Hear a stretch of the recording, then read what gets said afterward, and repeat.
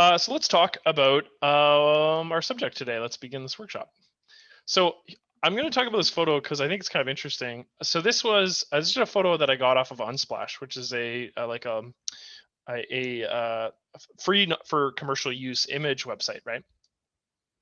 And they have a bunch of like intermediate and advanced photographers that take images. And I just opened this image in edit mode, and I want to point out something I think that's really interesting about this photo, because it's very clear that the original photographer had made a change to this image here. So we're just looking at this hair here, this stray hair that's on the top of our image.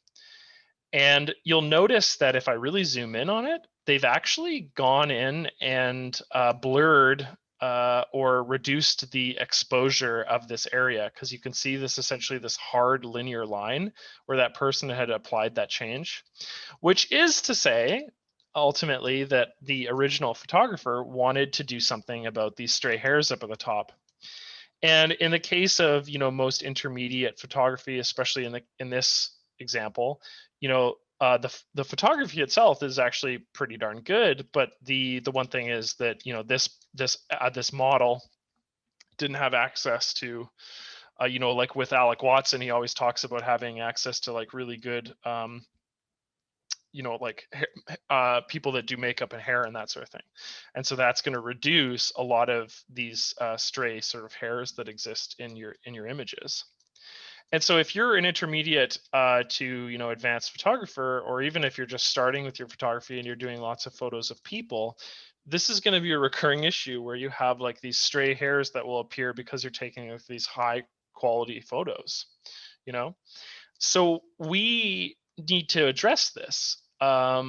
There's a lot of ways of addressing this, and I'm going to show you some different ways of doing that, and then I'm going to show you the best way of doing that.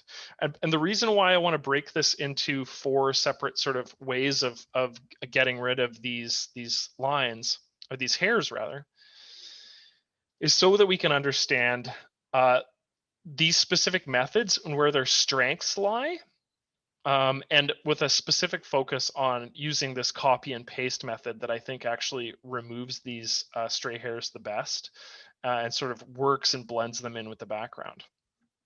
So let's talk about this today, and let's talk about maybe perhaps one of the simplest methods right off the bat, and that's something like blurring these hairs into the background. This isn't going to be an ideal method, and the reason why is because the background is actually does have some granularity to it. If I like really zoom in, you can see that the ISO was a bit higher on this image, and we can see this sort of grain in the background.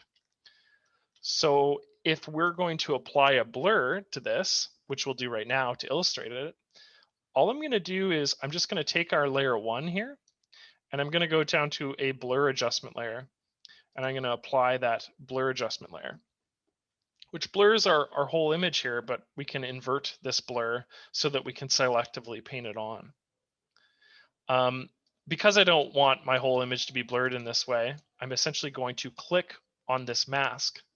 This mask is this white square here. And what we're going to do is we're going to invert this, and we're going to invert it to black. So masks are in essence a way of applying an adjustment to a selected area, and a mask has a binary state. It's either off or on, and how the program understands off or on and communicates that to you is with white or black. So with black, you can see that the blur has not been applied to our image. Our whole image is unblurred. But we can adjust this by changing it to white. And the way that I illustrated to you was by clicking on the actual properties panel for this mask here, and just by clicking invert. But that's not good enough, because if we were to just blur our entire image, that's not what we're trying to do. We're trying to blur just a very specific element of it. So if we take this mask here, and we click on that properties box, this mask box here, what I'm going to do is I'm going to navigate over to a brush tool, which is going to be up at the top left-hand corner here. Click on the brush tool. And we're going to make sure by referencing the foreground and background color that our foreground color is actually the opposite to what our mask color is. So our brush foreground color is white and our background color is black. And what this means is when we go to blur a part of our image, right? When we click with our left button, we're applying the white, which is in this case the blur on. And when we go to right click, it basically makes the mask black again and therefore turns it off. Now, if I'm simply to just blur around this hair area here, you're going to see a pretty big issue with this strategy in regards to the hair here. I mean, for one, I didn't apply a feathering to our to the edge of our brush, which would probably be the better way of going in and addressing this problem, is to sort of gently feather it out, right?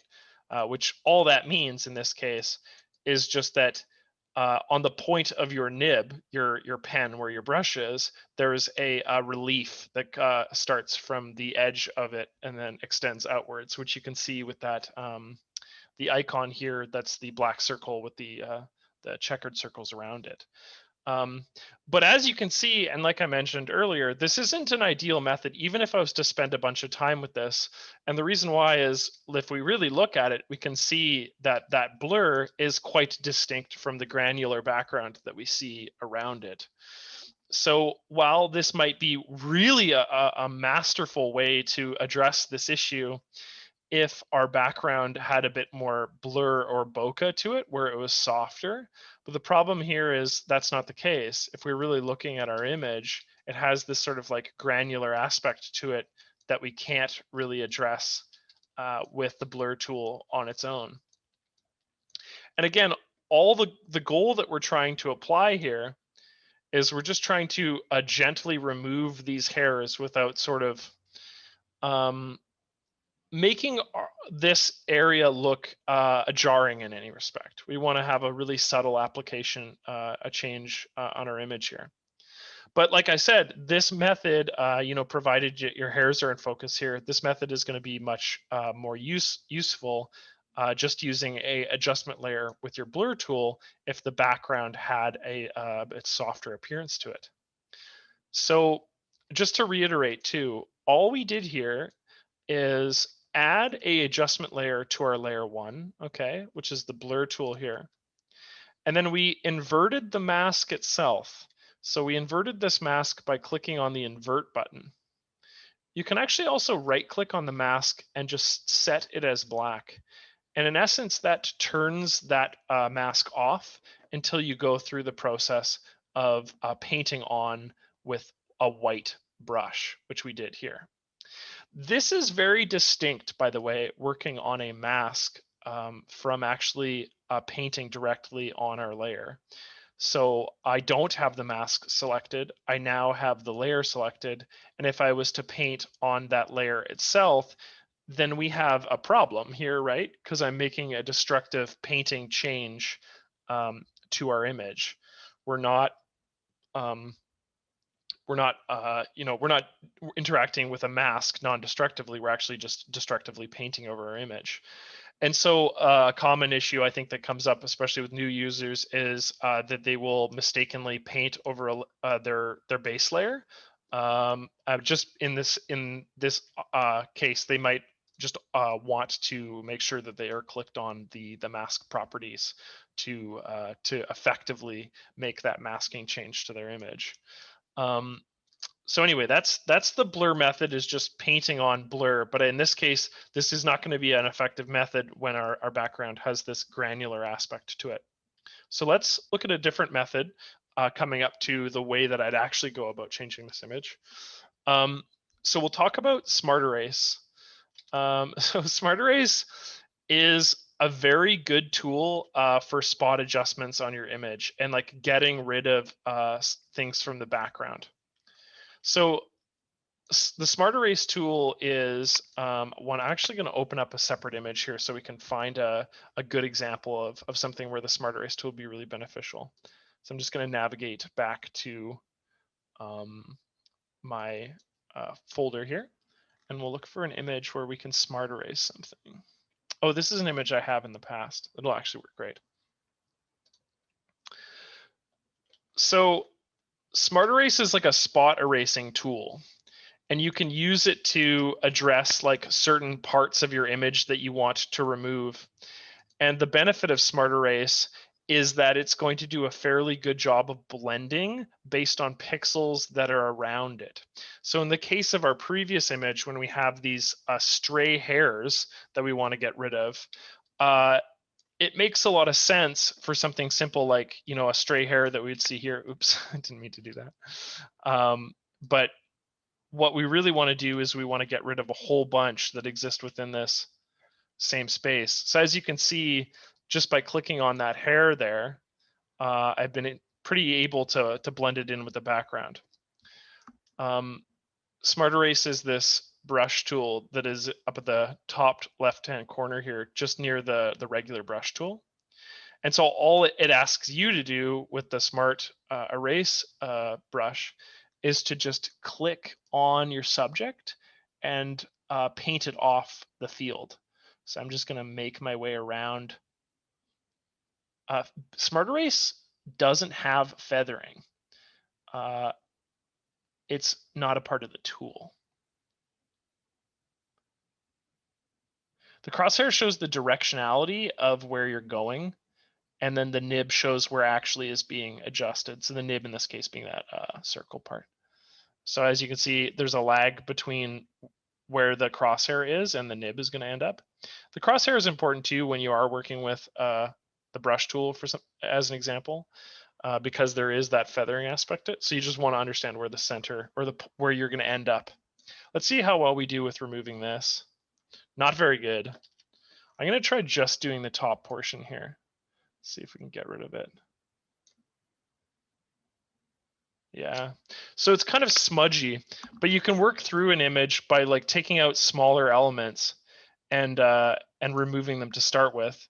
And the benefit of removing these smaller elements to begin with is, as you can see here, when you update that section, right, it essentially makes a destructive change over top of your image. And now that your image has more of a reference point over the rest of your image, this tool is like, takes a bit of a getting used to and like figuring out. But in this case, we can sort of like work through our image and see if we can get rid of these hairs that we see on the top here. A bit time consuming, but this is where something like this tool would come into more use, right? Is over this area here. The next thing I'm going to talk about is frequency separation. But before we do so, let's have another look at that other image here. I should absolutely be working on a duplicated layer. Thank you, Eduardo. And we'll show you that why in a second here. I'm just going to navigate back to our other image, and I'm going to discard these changes. But what Eduardo's suggesting, and this is a very good habit to get into whenever you're making destructive changes to your image. When I said destructive, I meant that ultimately when I go through and I try to adjust these hairs, right, I know that I'm ultimately changing this base layer. So a good habit to get into, especially when you're working with layers like we are here, is to click on your layer before you make any changes whatsoever, and you just go through the process of duplicating that layer. So if I duplicate my layer and we say like, I don't know, let's just rename this one layer by right-clicking and renaming. I'm just gonna say this is the edits, and that's our base layer. So I can make our changes to our edits layer without actually, removing or reducing the quality of the original layer. This is another beneficial thing too, to get into the habit of making a duplicate. And the reason why is because if I was to actually save this image as an ACDSee file, so I'll just name this, we'll just name this cut and paste, because that's what we're getting to. If I save this as an ACDSee file format right here, and click save, this is a fully non-destructive file and maintains that layer order and any masks that you have present in this document. So when I go through the process of wanting to remake these edits in the future, I figured out new methods then it's going to do, I can open up this file in the future and essentially change any of those things. Okay, so we're talking about the Smart Erase tool. And my concern for this area, and the reason why I don't think the Smart Erase tool is going to be very good in this area, is because there's this sort of bunches together of all these different hairs. And so when we go to click over here with the Smart Erase tool, what may occur is when I click this, it's referencing the area around it to create a sort of like a new subject. So when I make this selection here, this red selection, what Smart Erase is doing is it's looking all around this red space for something that it can replace. And it's doing its best to do this intelligently. And if this was truly intelligent, what it would do is completely just replace it with something like the space above it.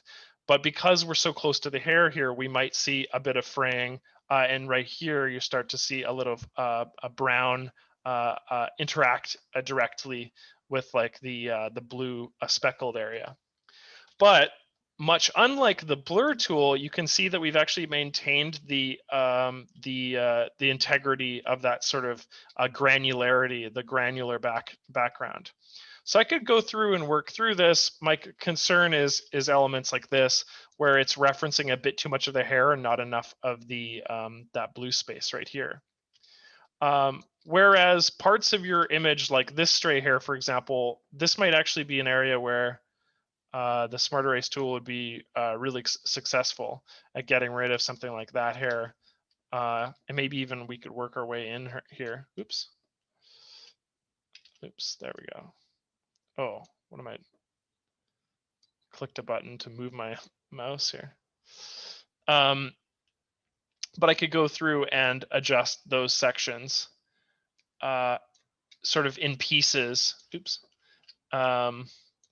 And do a fairly good job at removing them as I go through, because we really only want to keep the ones that are close to the rest of our head here. We don't want any that are, moving off into the distance. I would need to fix that one a bit more.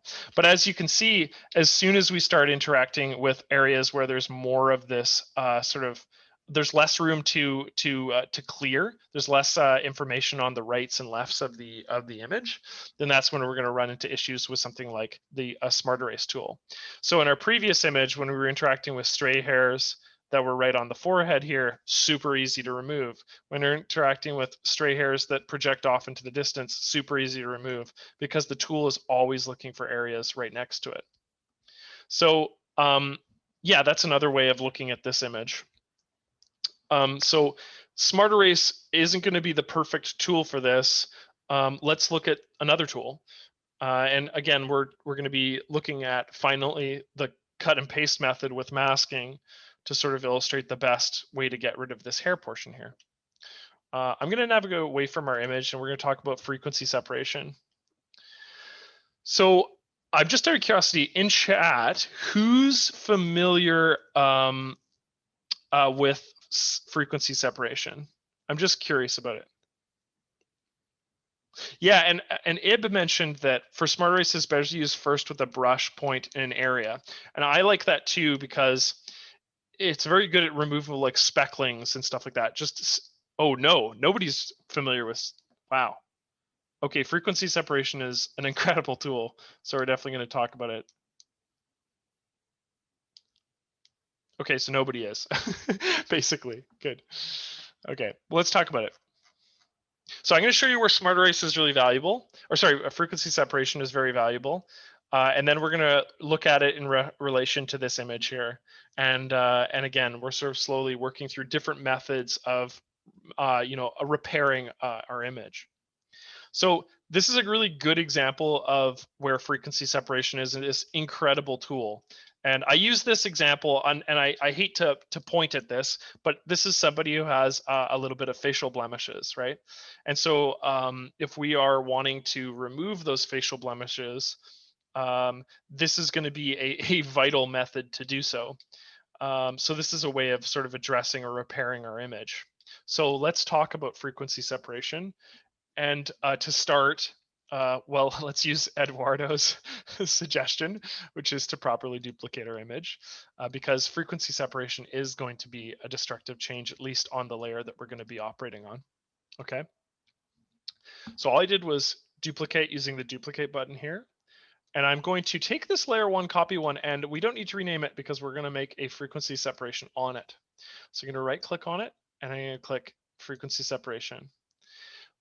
It's going to bring us into this little tool here. And I'm not going to play around too much with the blur radius, but what this does is it basically focuses in on different parts of your image. And a good blur radius is one where we're seeing the textural detail of our hairline here, and the textural detail like we're seeing in the eyes and the creases around her nose and that sort of thing.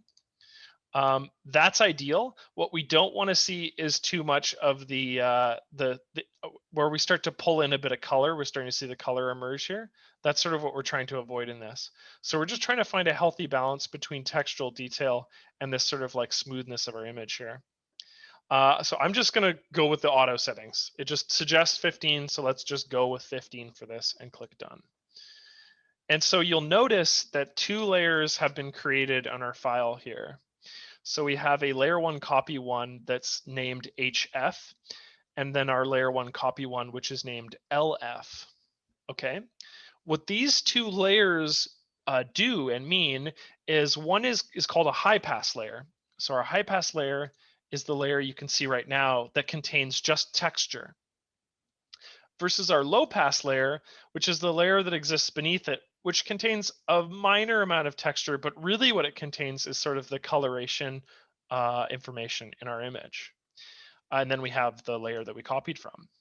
So when we're repairing this image, and if our goal in this case, for good or ill, is to remove these blemishes, then we want to make a couple changes to our one to our high pass layer and one to our low pass layer.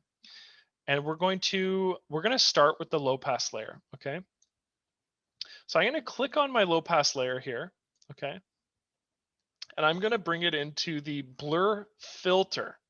So this is a destructive filter that we're going to be changing to our low pass layer here. So I've clicked on my low pass layer. I'll go over to blur, and I'm just going to click blur. And with the brush tool right here, what I'm going to do is I'm going to blur the area where I see these blemishes, these sort of like red spots on her face. Okay. So I'm going to click my brush tool. I'm going to increase the feathering slightly. I'll probably reduce the size of the actual brush. And then we'll just start painting it on in this area here. And then the thing we're going to note too is we're just going to find an area where we like that blur. So I think right here is where we see enough of a blur that I think makes sense for this image. So I'm going to set it to 37 here. And I'm just going to work my way around and I'm going to blur in. And I'm trying to just remove the harshness of those spots as much as I can. I'm just going to work my way around this woman's face here, a little bit into the nose, and then just over the cheeks and around her mouth line here. And so now if we look at our subject, it's a bit smoother, especially in the area of where these freckles are. The goal of frequency separation is to split our image into these 2 sections, and we're essentially preserving the texture on one layer, and we're preserving the color on another layer, which allows us to be very specific about what's happening with this image. So I'm going to click done here, and we're going to allow this this blur to take place on this low pass layer here. Okay. What I'm going to do now is I'm going to hide this layer using the eye that's on the layer panel now that we're back into edit mode. And what I'm going to do is I'm going to now bring up my low pass layer. Okay, or sorry, my high pass layer rather. And I'm going to bring this into a different tool, and that tool is going to be repair. So I'm going to go into the repair section, and we're going to have a look at our image here. And what we're going to do is we're going to physically clone out every one of these little bumps that looks like a blemish here. And when we do so, like I said before, we're interacting on these two separate layers. We're interacting with the blur section on the low pass layer, which contains the color. And here we're getting rid of this textural information.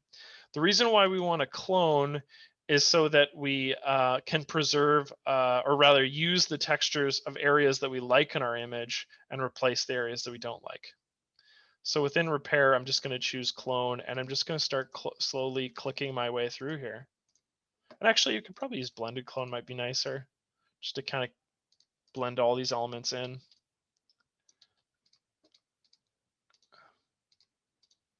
And I'm going to work my way around here.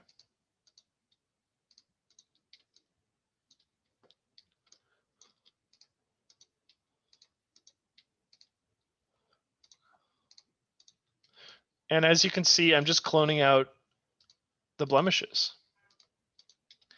And so I'm trying to see if there's any more. I can't really see any more, so I think we're looking good. Maybe that. Yeah, I think that's looking pretty good. So now that I'm done sort of adjusting or cloning these elements, I'll just click done again. And what we're going to do now is we're essentially going to view the file with both sections here and zoom out a little bit.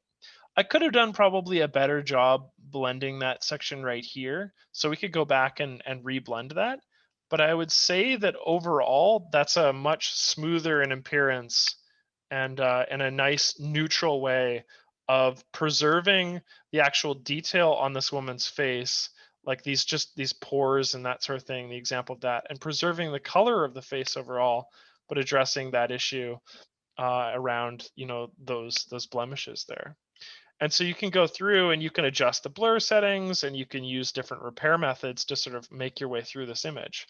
The nice thing too is now that I have these layers split, if I did want to go in and adjust this one layer again using the blur tool again, I could just bring it up and do that same thing again.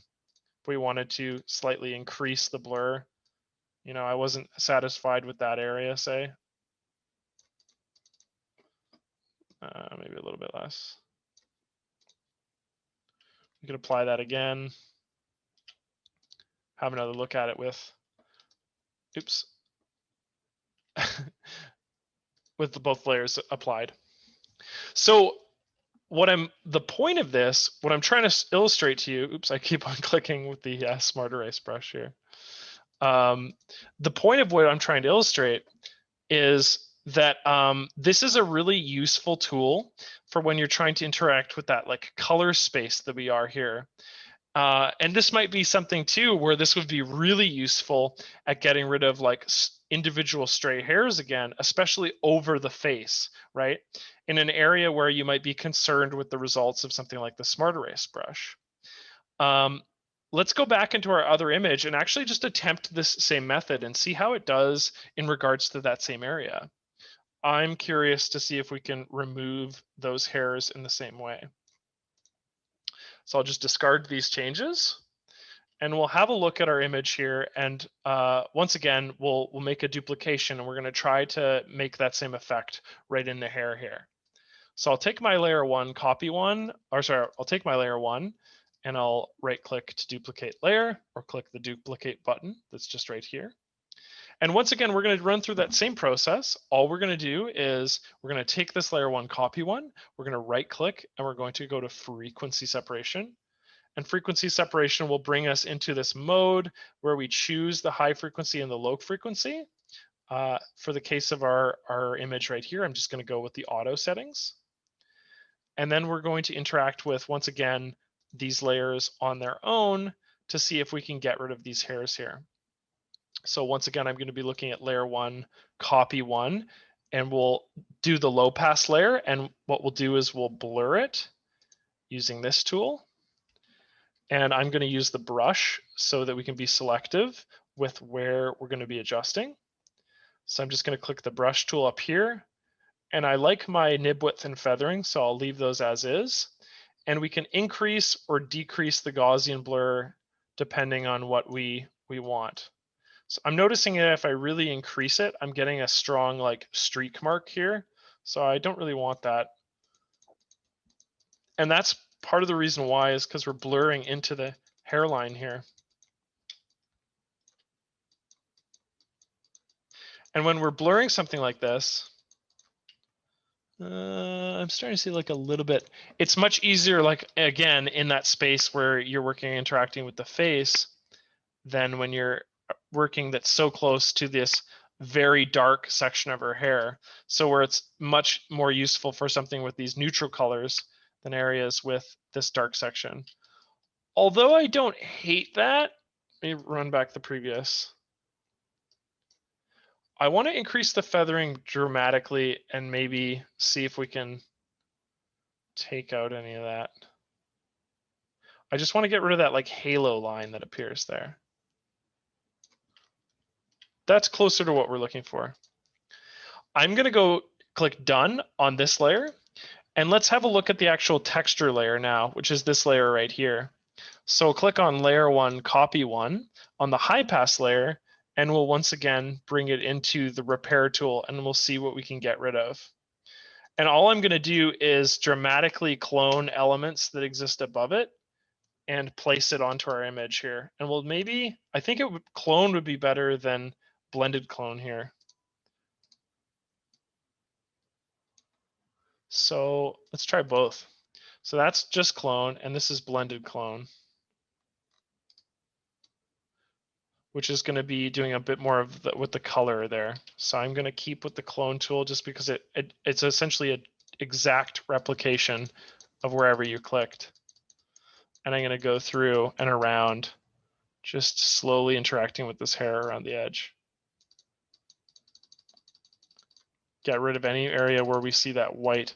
So this method's pretty good, but I think the reason why this method isn't perfect here is because there's such a strong difference in color from this hair to the background. And we're really seeing that.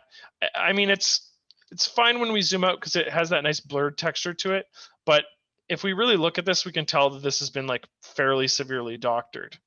And so this isn't exactly the best method for working with this image here. So just in summation, I'm just going to click done and we'll see what this looks like. I'll zoom out. So in summation, in regards to these methods, we've looked at some imperfect methods of addressing like loose hairs and stuff like that. And these methods have a place, right? We looked at an area like when we're dealing with the face that has some blemishes and stuff. The frequency separation, high pass, low pass method is very effective there. But here, when we have such a dramatic change in color, we're getting a flaring and almost halo-like appearance around the edge. So it's not exactly the perfect method for something like this. And then in the case of the Smart Erase brush, when we were working with when we were working with this image right here, Smart Erase is going to be really useful for getting rid of like these individual hairs in the section in the middle of our section here, and really good for spot removal, as another user had mentioned earlier. And if you have enough space, you can probably even get rid of stuff like the stem and things like that here in our image. So we can go through and we can do a fairly good job of removing elements from our image. The problem is when we start to interact with like the hairline with the Smart Erase, it's so close to that really dark color hair that once again it's running into that same issue of being able to properly apply the effect. So my point in regards to showing Smart Erase and frequency separation and blur is that they have places in certain images. It's just here we have a specific challenge. So let's look at, in my opinion, the best way to address this challenge. So once again, looking at our hairline again here, what can we do to utilize our own image in regards to addressing this issue?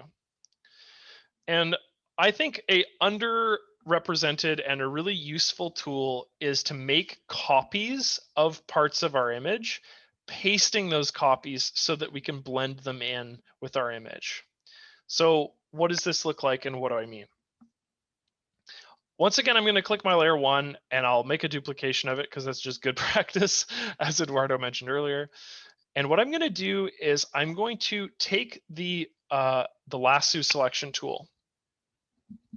And with the Lasso Selection tool, what I'm going to do is I'm going to make a selection around the circumference of this woman's head here. And we're going to sort of blend that in. So I'm going to just do this. I'm going to copy a big section around her head here. Let's say that section. And all I'm going to do is with my active selection, and some of you might be thinking, hey, Adam, I don't have that same selection method. I have the marching ants one, which is the one where the lines go around the edge of the your image, or rather your selection. To change that, you can just go to Select and Overlay Options, and it'll give you the option of marching ants, for example, or going back to Select and Overlay Options to choose Selection Highlighted. I prefer Selection Highlighted because it just really clearly illustrates. Sometimes when you have a lot of granular detail, marching ants can be confusing. So what I'm going to do is I'm going to make this selection and I'm going to click Control Copy. I'm literally copying this to my clipboard. And then what I'm going to do is I'm going to click Control and paste it once again to my clipboard. And what I can do is I can move this section down. As you can see, it's now a new layer. It's represented by layer 2 on my layer order. And all I'm going to do is I'm going to place this fairly deep into this woman's hair here. And what I mean by that is I'm just going to commit this layer. So once I've sort of placed it, I'm just going to click commit, and that seals the deal. And as you can see, that's not really a perfect representation of the around her hair. Her hair sort of like ends up right here, right? We'll just hide this to give you an example. But what we're going to do is we're going to give this random layer 2 that we've created on our file here, we're going to give it its own mask. And so by using a mask, we can sort of go through our image here, and very similarly to what we did with blur, we'll use the brush tool to blur out this element. So I'm going to click layer 2, and with that layer active, I'll go all the way down here to where it says add layer mask. And much like our blur layer, which was an adjustment layer, in this case, I have a object layer, which is this copied section, and this copied section here, I've now added its own mask. So what we can do is layer 2 is indicated, or this mask rather, is indicated by white, which says to me that this mask is on, okay, that we're seeing this object. If I was to take this layer 2 mask and I was to invert it, you'd see that it turns it off. So we can do a couple things. We can paint on with a black mask to cover up just that section, or we can blur away the edges when it's set to white. So we'll try both methods and see which one we like better. I'm going to start with an inverted section with this, the mask being represented by black. And so if I take my brush tool here, and I'm going to reduce the feathering, and I'm just going to verify once again that I'm working with the inverse of whatever my mask is. So my foreground color is white, which is good. I'm just going to go through and I'm going to remove that. And if I wanted to do this accurately, I think I would probably up the feathering around the edge. And that's pretty good. One of the issues I'm noticing here too, though, is this method is also still, you're seeing a lot of that, the curvature around the edge of our object here. So let's try, in this case, actually inverting it to white. And let's start again. So I'm just going to go through, and with my inverted layer, I'm just going to fill this section back in. And instead, so with white, now that it's all filled in, what I'm going to do is I'm going to change my foreground color to black so that we're painting on the opposite. And I'm going to increase my feathering and lower my nib width. And I'm just going to try to carefully paint away the edge on this so that it blends a bit more seamlessly with that of our background. I'm going to even increase the feathering a bit more. And we're just going to do these touch-ups around the edges here. And now let's do the hair portion. So what I'm going to do is I'm going to zoom in pretty dramatically here, and I'm going to move to the far left. And all I'm going to do is paint around this section here, and I'm going to bring that hair back. And all I'm looking for is where the edge of her hair is there. And this is going to be so smooth, and I'm going to go around. And I'm just going to stop it wherever I start to see those frays. As soon as I stop to see that like hard line of her hair, I'm just going to take that out. And let's just go all the way around. Just make sure I'm hitting the edge here.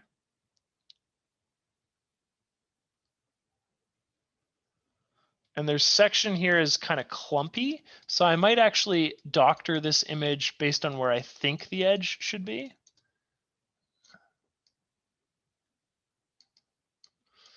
And go even further around. And this section is fine to see a little bit of the hairs come through here. We can allow that. And so if we zoom out, that's going to look a lot cleaner than the other methods.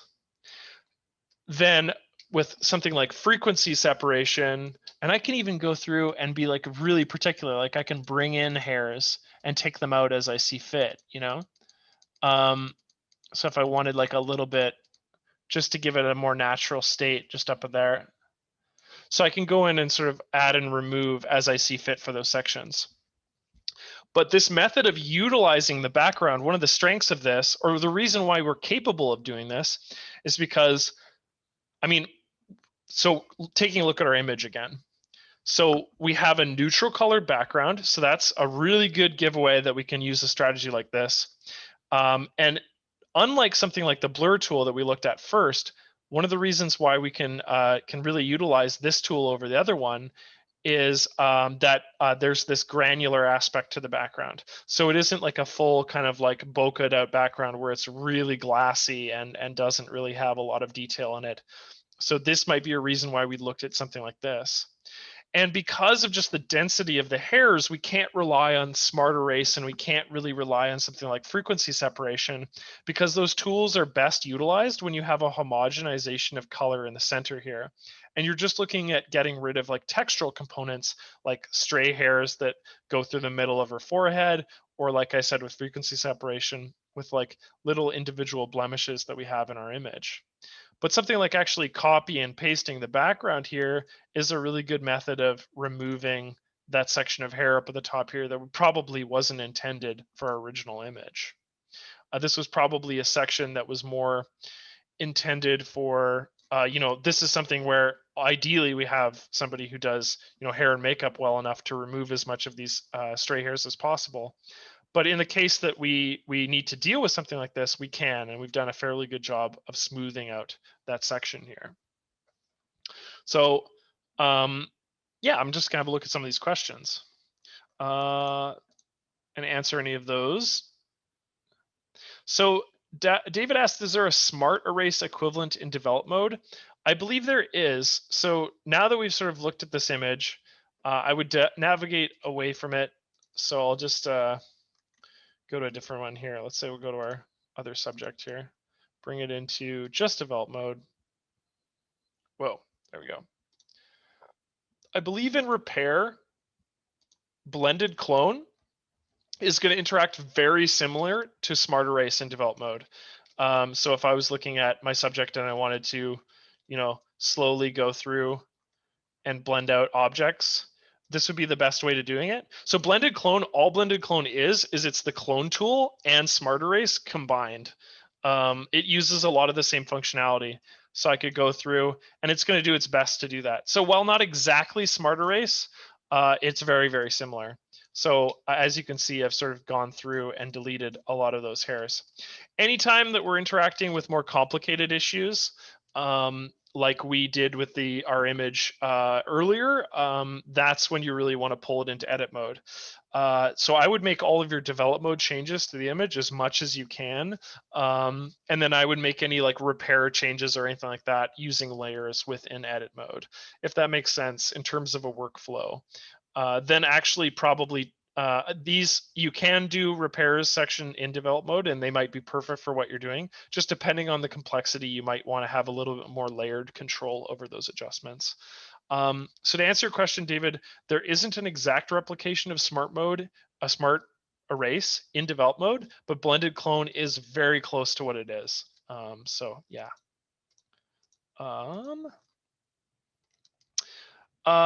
Where might we use other blur types? One of the most common things I'll blur out is actually backgrounds. And so I guess what I mean by that is, let me think of an example here. I like to often blur out backgrounds, especially when you want to pull in the foreground. I think I've talked about this extensively in other workshops. But if I was to take my subject, right, and I had like a really interesting subject that I wanted to focus in on, especially if we have a little bit of distance between, I would recommend using the blur tool to sort of, especially in something like develop or in edit mode, where you can sort of like keep a subject. In this case, we could keep our car in view. So what I'll do is I'll just paint around the car using the black brush. And this is like a really useful tool for sort of selectively keeping elements in focus. But blur, like I described today, can be used correctively around edges of your image. It's just one thing to keep in mind is oftentimes where blur is going to be most successful is where there's a homogenization of color and also not a dramatic difference in color. In the case of our subject that we were looking at earlier, the reason why we had a challenge with the hair there was because the hair was just such a darker color than that of the background. And so we went to blur it. When we had that strong feathering associated with it, we're starting to like lose a lot of the transition. There's no transition between, or rather, sorry, there's too much transition between the hair and the background. Patricia asked, can you explain between the two layers when you use them? All a layer is, there's a couple different variations of layers in ACDSee. So the layer one we have here is essentially our photo layer. All of the tools that exist underneath here create something called an adjustment layer. So this is an adjustment layer. And you'll notice that when we have a adjustment layer, they automatically have a mask associated with them. You don't have to add one. They just come pre-ready with a mask. And then this gives you the ability to adjust a specific quality, right? In this case, the exposure. What we did in our other image is we essentially created a blank layer, and we filled that blank layer by copy and pasting in an element of our subject. So in this case, I could take this this light here, and as long as I'm selecting layer one, and I can copy and paste that layer to essentially produce a new layer that contains this blank layer here with just the information that is that light in this case. And these are really the sort of the three main layers in ACDSee: adjustment layers, copied or blank layers, and the base layer itself. Blank layers can be filled with other things. For example, they can be filled with a color, for example. So I could take this layer here, this blank layer, and I could fill it with, say, red or pink here. And with this pink layer filled, I can apply opacity adjustments or blending adjustments to that layer, multiply. And that interacts with a blank layer in a way of filling it up. In this case, all I've done to this layer is I filled it with a color, and in this case, I filled this layer with a copied element from another layer. Copied elements are always applied to new layers. They're never applied to the same layer one, if that makes sense. So in summation, Patricia, the three layers are base layers, blank layers that you can put things into, like copies and new colors, and then adjustment layers.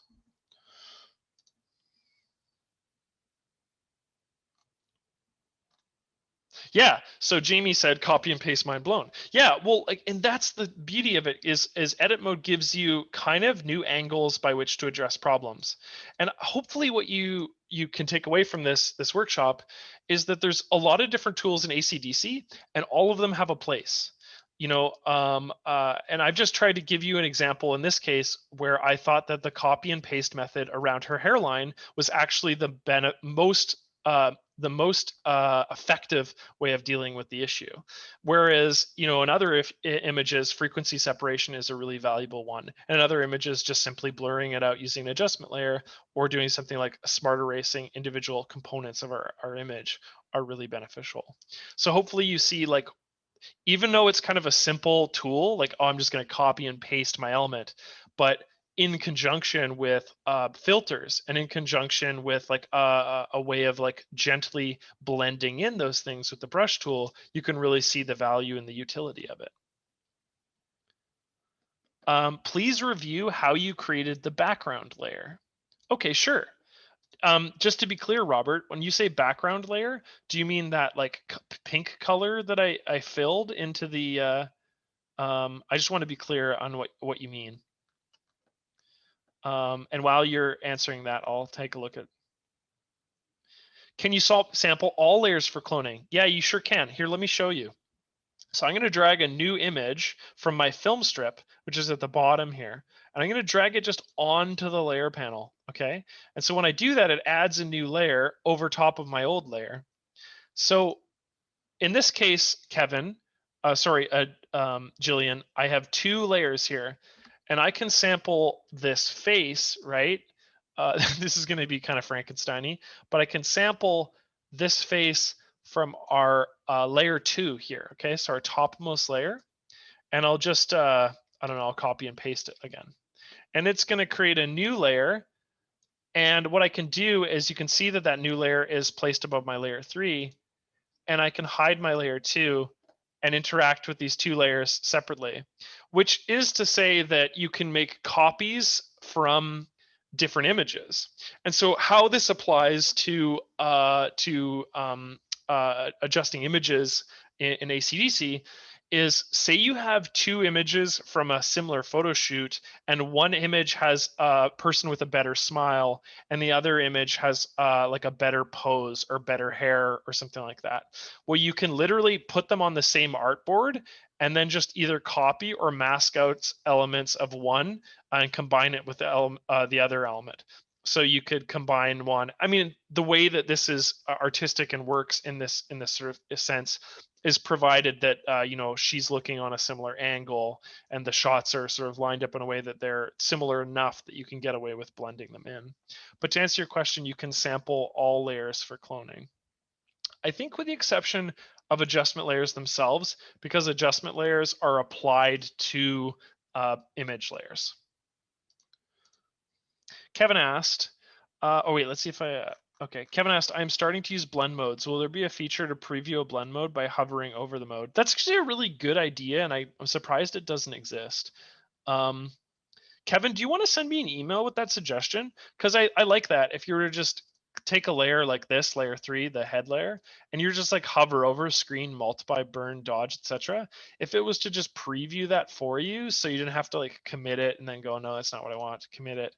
Anyway, so if you want to send me that as an email suggestion, I can send that to the developers and they can consider that for like a future suggestion or a feature for another instance of the product. I often will emphasize that people send me emails, and the reason why is because what my coworker Dan does is he'll take those emails and he'll literally like catalog them and say, this is how many people want this thing. And especially with certain features, because they're so simple, like something like a preview over this, they're so simple that they'll just be added, pretty easily. So I like that suggestion. So what I'm going to do is I'm going to provide my email again, acdsystems.com. And so I want you to email with that, and I'll make sure that he gets that information, if that makes sense, Kevin. But to answer your question, that doesn't exist currently, no. Patricia asked, how do you open the left side of your screen for a layer? The left side of your screen for a layer. The left side of your screen for a layer. The filter menu.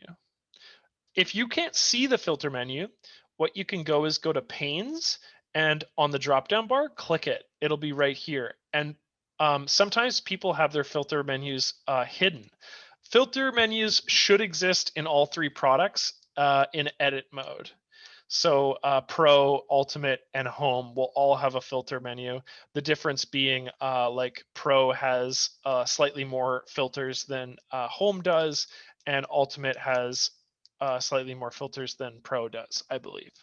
But that's the left side of my panel here that you can open up just by selecting it with the panes section there, Patricia. Okay, so are any of the tools used today not in 2020 or changed? That's a good question as well. So the copy pasting method is identical to 2020. This has been around since as long as we've had layers. So the solution I had for you today for this specific problem is totally doable in 2020.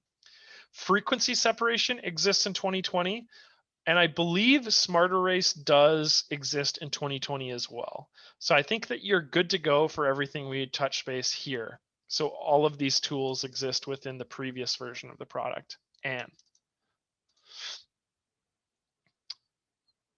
so Patricia asked, so you can put a person in your shoot. Yeah, I mean, you can have as many sort of different images. That's part of the benefit of having this film strip active is if you had, in this case, like a photo shoot and you know that you had like, say 50 to 100 shots or something like that of just one model, where you can bring up that folder and then navigate to a photo that was in a similar structure as your previous image and then just drag and drop and then go through the process of masking the two together. Jean-Pierre asked, it's good for group photos when somebody blinks. Exactly. And this is something that Alec talked about a lot too. If you have like take two photos of the same family and when somebody blinks in one image, you're like, oh man, everybody else looks so good. All I'm going to do is like take that second image and just like literally mask in just the face, where Margaret, your aunt or whatever, she was smiling in one image. But when in the perfect image where everybody had a great grin on their face and was all smiling, she was blinking. We'll just take the two and put them together. The beauty of it. That's a good. I kind of totally forgot to mention that, but I appreciate that, Jean-Pierre. That's awesome. Ib asked, I found another way to blend or smart erase freckles on faces. Cool. Send me an email, and I'm curious about that. I'm always down to teach people different methods. So, Ib, if that is the case, please shoot me an email. Okay, so background of the image. So Robert, your question earlier, if I remember, was please review how you create the background layer. So if the background layer is layer 1, right? I created that layer just by opening the file. It's as simple as that. Because in this case, layer 1, our photo layer, is our background layer. Duplicating a background layer to create a sort of second copy of it is just by done either right clicking on a layer and clicking duplicate, or by clicking on the duplicate button down at the bottom underneath the adjustment layers. So this layer 1 is the background layer.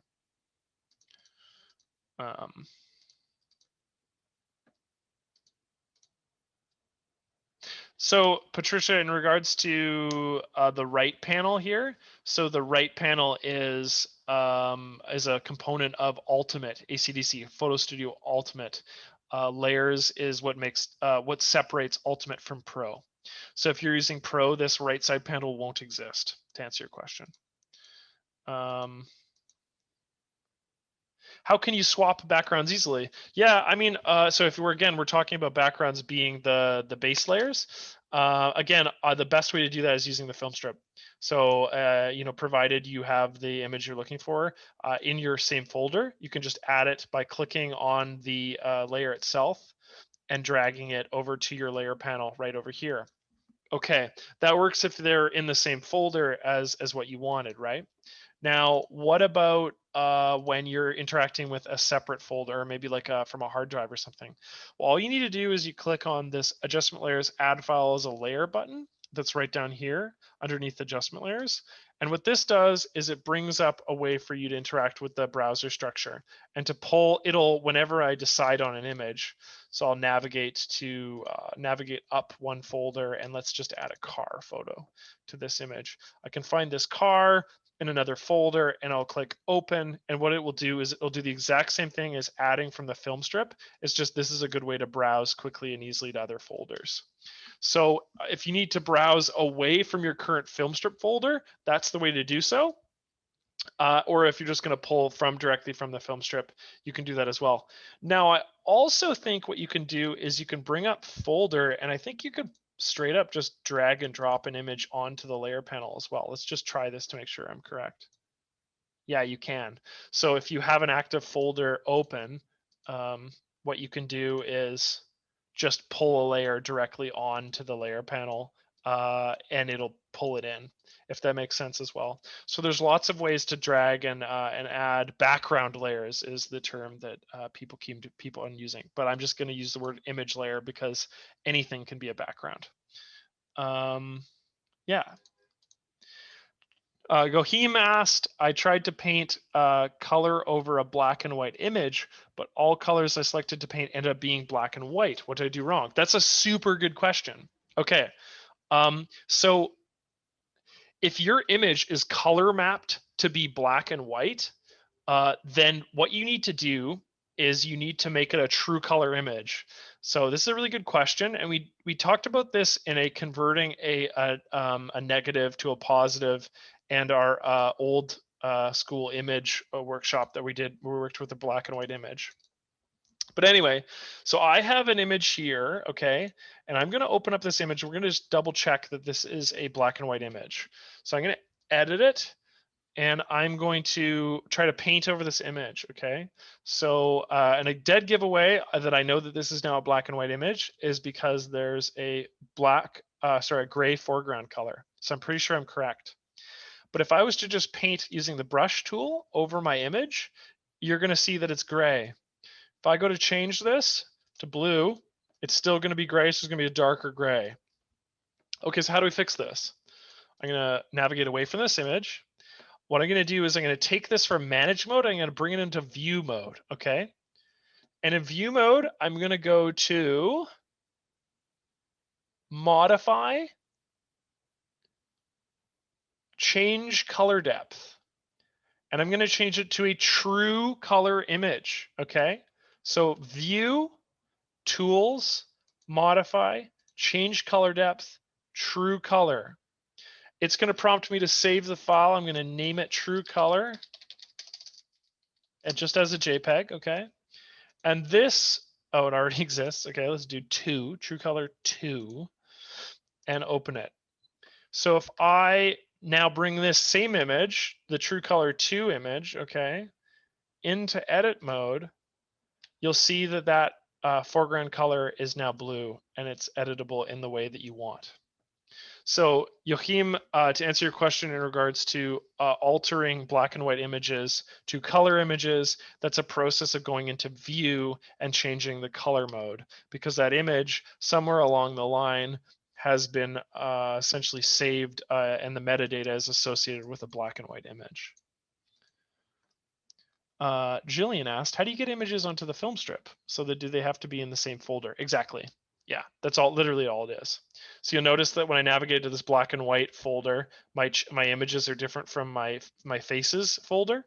And all that is when I pull it into, when I go to manage mode and I find a folder, it's going to fill that film strip with whatever's in the folder. And it's not more complicated than that. So if I navigate again to the same file, you'll notice that my film strip is now represented by the images that were in that folder. So, which means to say, if you can't see your film strip, if you want to see your film strip, go to Panes and open it using F5. Panes film strip will hide or show the film strip. Some people don't like it, other people do like it. So you can just take it off if you want. William, you're welcome.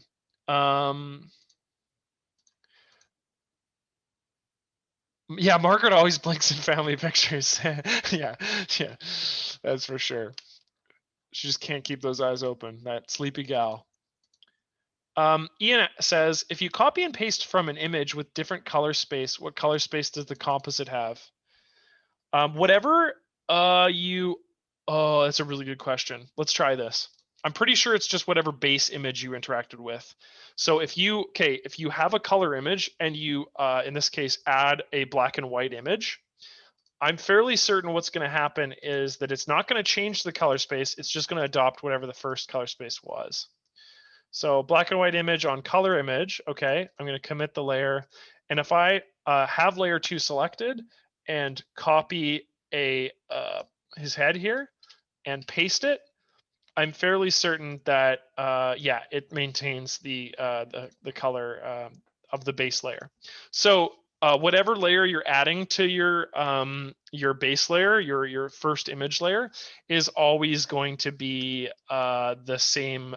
So any layers that you add are going to be the same color system that your first layer started with. Kind of a roundabout question, but it adopts the color of the original image. Larry asked, I mean, bringing up a different background as if you were to take the girl with dark hair and putting the natural background. I'm not sure I know what you mean, Larry, other than, yeah, you can add a background image. You need to make a selection of your subject to see the background or mask out. And that's been the subject of many workshops other than this one. I talk about that in depth in the workshop on layers that you can navigate to from the link at the top of the chat, which I'll link again. Okay, so Gary asked, so when we're done to save the final results, do we leave the original edited? What I would do is I would save this image as an ACDSee file, which we talked about earlier. And the benefit of an ACDSee file, which I'm going to navigate to right now, is that it contains a file that has your edits in it. This was saved before we actually had, changed the hair. But you get my point in the sense that now that this is saved as an ACDSee file, if I want to edit this file in the future, then that's what I'm going to do. And a good habit to get into would be to save an ACDSee file anyway, and then from the ACDSee file, okay, once that it's created with your changes, you like the way your image looks, you're super happy with it, just save as a new file from that file. So that's going to keep your original ACDSee file, and now I'm just going to save as a JPEG or a PNG with that's going to be a much smaller file that will be collapsed in this case, all merged as one image. So there's not these multiple layers going on. So I would do both. I would save the ACDSee file, and then with that file, I would save as a PNG or something like that.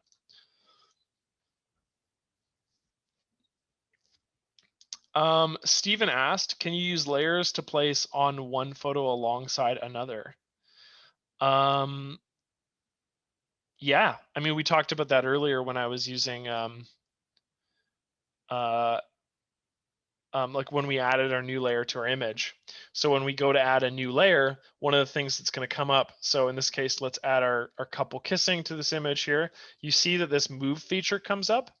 So if I wanted to place this to the right of it or something like that, right?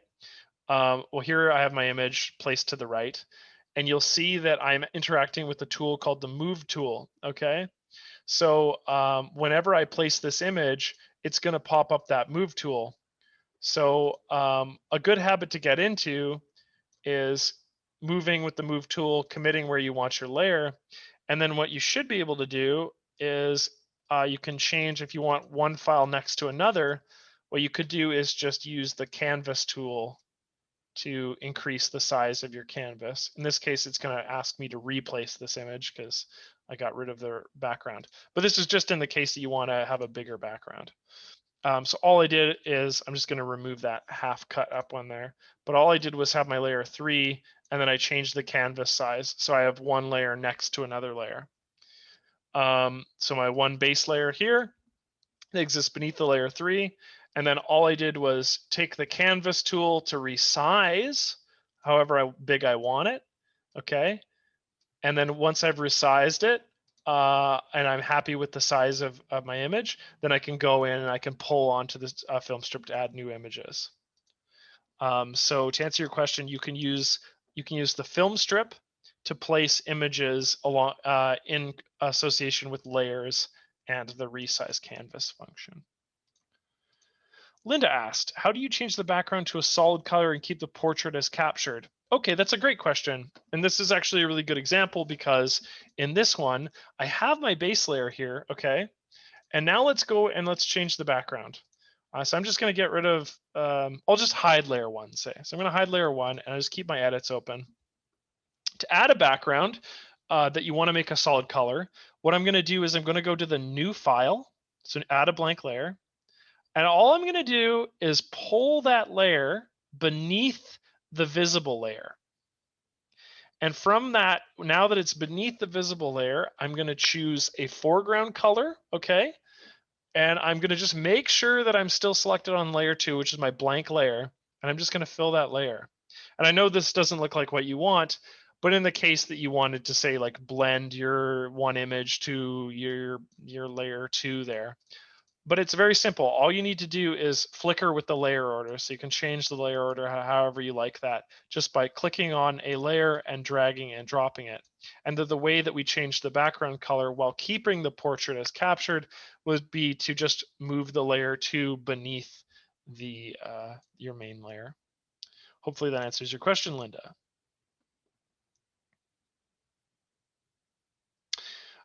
So Jean-Pierre, to expand on your question, yes. Again,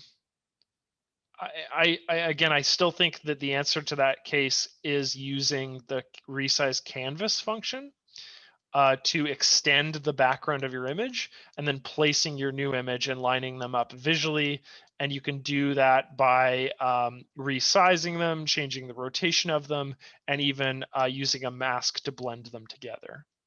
But yes, I think what I showed you earlier when I was added that couple that was kissing to our image completely relates to your question. Joachim, you're welcome.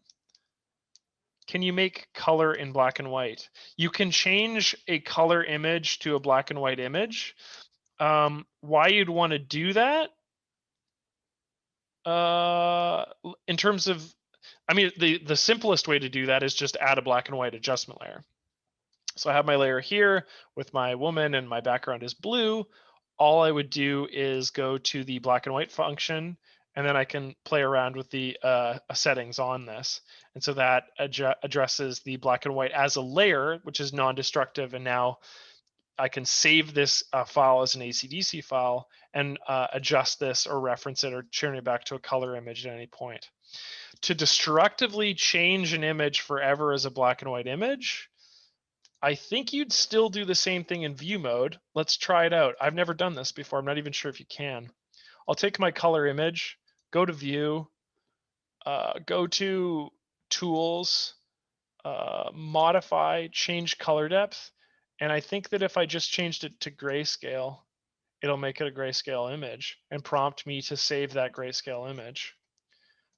Yeah, so yeah, that is possible.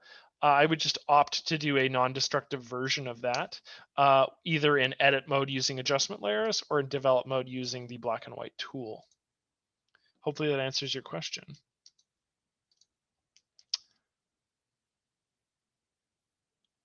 How do you change the size of an image in the film strip? You can't, unfortunately. Elaine, sorry, when I pick a photo to edit, it does not show up in the work area. It is shown on the right, though, but I can see it to edit it. What am I doing wrong? Okay, let me try reading this one more time. When I pick a photo to edit, it does not show up in the work area. It is shown on the right, though. This might be a support question to direct at. I'm afraid I don't know what your specific situation is, Elaine. Feel free to also email me as well, because you could send me a screenshot. I can better help you over email, not in the workshop. Okay. That is a lot of questions, and I can't possibly answer them all. So if you have more questions, what I would suggest is sending me an email. My email, once again, is aprice@acdsystems.com, and I'll put it in the chat. And what I'm also going to do is I'm just going to scroll up to the very top, and I will link you all our playlist, which contains way more workshops, literally probably 20 hours of workshops. So if you go to that playlist, there's a ton of information there. They're all like literally just a live recording of a workshop. So all of the goofs and gaffs are in there. There's oftentimes where, but all of the information is there. And and we screw up, we make mistakes live in some of them, but all of the information is there, and there's a wealth of knowledge in the workshops. There's literally hours of questions answered, that sort of thing. So please check that out, and there's probably a workshop for everybody in there in terms of your skill level. Also, I noted earlier that Brad had a question, and he says, are there videos available for purchase to teach one how to use ACDSee? There is.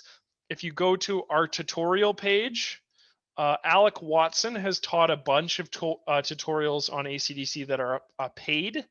I'm going to not be in French. We'll go to English. But if you go essentially to community, tutorials by Alec Watson, and he's also taught a bunch of courses, so online photography courses. So you view those courses, and he's taught a whole bunch. And Alec is a professional photographer. I am merely a graphic designer. My skills are totally different than his. He is an excellent photography teacher. So he has one on taking excellent photos, and then he does another. WAMC which is his workshop on teaching photo photography. And then him using Ultimate as a software, which is another course you can buy. And then the other thing I would mention too is not something you can buy, but just something that's free. Just go to ACDSee video tutorials, and we have a whole series of a variety of different tutorial content by Alec Watson as well, where he teaches people the ins and outs and basics of using the software. So we have a lot of content. Please check it out. All of that content is also on our YouTube page that I linked earlier. So if you want to watch those videos, check it out, with the exception of the paid ones, which you have to buy to see. So that is it. Delton, if you want the image, shoot me a email and I will send it to you, because it is free for commercial use. Hopefully that has been helpful today, guys and gals. Yulia, thank you. Delton, thank you so much. Patricia, thank you. Christoph, thank you. Bev, Kevin, thank you. Freddie, Anthony, thank you.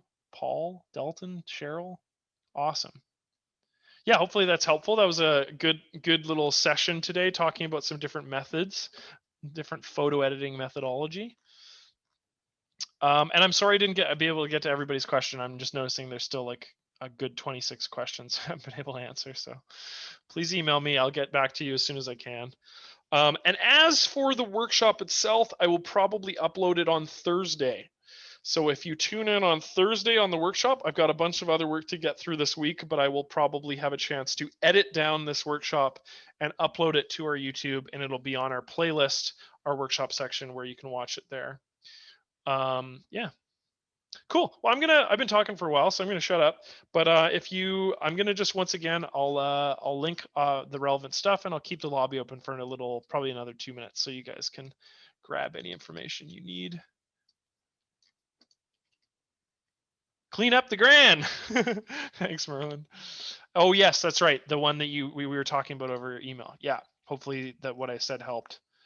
There we go. Actually, we talked a lot about frequency separation today, so hopefully that was also helpful for your question that you'd emailed me a couple days about, Merlin. Okay, yeah, I'm gonna log off, but I'll leave the lobby open for another couple minutes so you can snag my email or the YouTube link. Okay, take care, everybody. Really appreciate it. I hope you have a great rest of your Tuesday, and yeah.